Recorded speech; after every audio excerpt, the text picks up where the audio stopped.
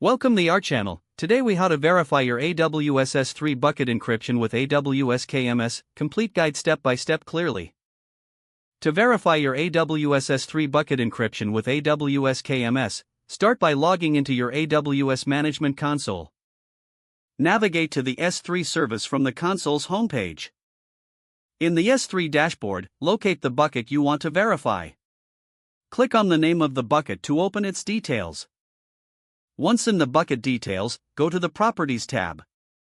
Scroll down to the Default Encryption section. Here, you will see the encryption settings for your bucket. Verify if server-side encryption is enabled. If enabled, check if the encryption method is set to Amazon S3 key or AWS KMS key. For AWS KMS key, confirm the specified KMS key ID and ARN. Next, navigate to the Permissions tab to ensure correct policy settings. In the policy settings, check if the user or role has permission to use the KMS key.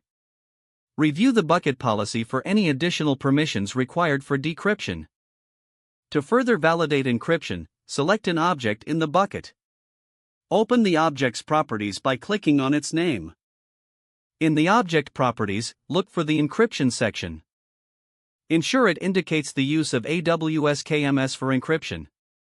If the object is encrypted, it will specify the KMS key used. You can also use the AWS CLI to verify the encryption. Open your command line interface and use the AWS S3 API headObject command. Specify the bucket name and the object key in your command.